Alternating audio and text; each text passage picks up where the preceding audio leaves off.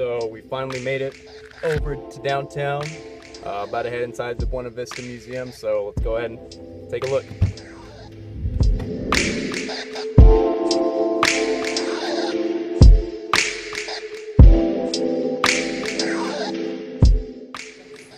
And is this your first time at the museum? It is my first time. You guys haven't come yet either. Nope. How are you guys liking it? It's fun. Yeah. Yeah. Where did you hear about the museum? A long time ago, I worked in special ed, and I had a student whose brother worked here, and that's where I heard about it first. So it's been several years ago that he was here, but and then we were just looking up some stuff online. Yeah. My name is John P. Stiegel. I am the curator of the Buena Vista Museum of Natural History and Science. I've been curator here since August of 2003, so practically 12 years now. My main job is to manage and inventory, manage and curate many of our vast collections of natural history and archaeological, anthropological specimens that we have housed in our facility, which goes with our mission. We want to make sure that any and all native natural history artifacts are preserved and used for education in our community. This is a reconstruction of the allodesmus that existed here in this area over 15 million years ago. This one is based on a real fossil we used to have in our collection that was collected by Bob Burns in the 1990s.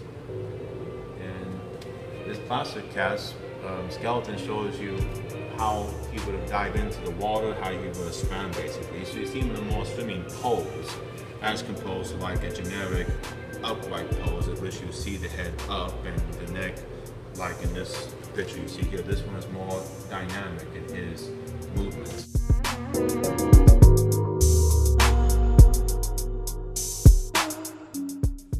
You guys always drive to sort of expand your collection? We usually go on a case-by-case basis. We have people call us who have collected various items throughout their lives, who happen to have them stored away in their homes and want to get rid of them at some point. So they call us and see if we're interested. We sometimes go to their home, or they sometimes come here to drop off their materials with us. Just recently we had a gentleman and his wife who have a great collection of rocks and minerals who they've collected for half a century, and they've left it with us to curate and have in our collections, or do as we see fit, including some artifacts related to the oral history we have in Kern County. So it's you never know what you're gonna get from people. People collected all sorts of wonderful, weird things, and we have been privileged to receive some of them.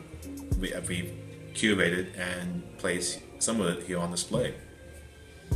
And do you also, I know you mentioned before that you also get some people coming here to study some of the artifacts? Yes, we get paleontologists from the Los Angeles County Museum and the San Diego Museum, and on occasion from other places who want to review what we have in our collections, mostly from the Sharktooth Hill Bone Bed, which is a very famous site in Kern County, which goes back to the first discoveries made in the 1850s when California was just becoming a state,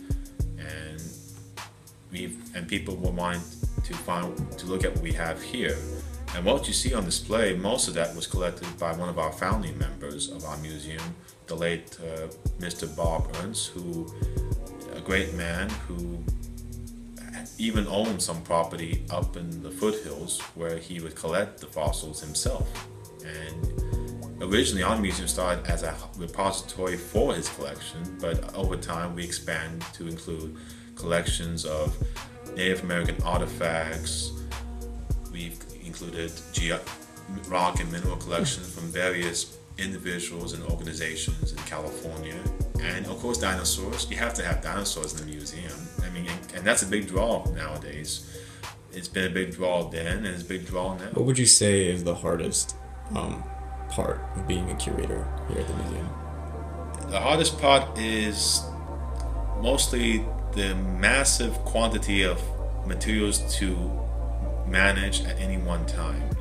I take care of the fossils and also the artifacts, and also look at whatever else we happen to get, and it keeps piling up. But fortunately, I'm able to keep on top of that.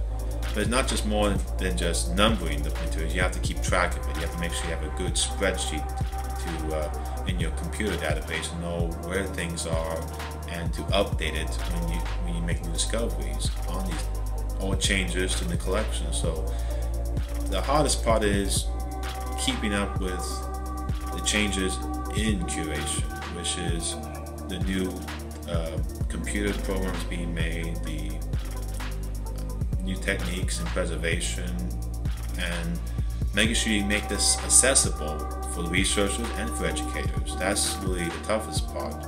It's more than just because we're not trying to. Curating is not like how you treat a garage. You pile up things over the course of a lifetime and leave it alone and come back to it at the end of your life. That's not what we do here. We curate things and we keep track of it. If we need it, we check it out, like say a library book or a piece of manuscript from an archive. We act like a library in that sense, that we make our materials more than just something you look at, but something we can use for education and for research. Thank you. You're welcome.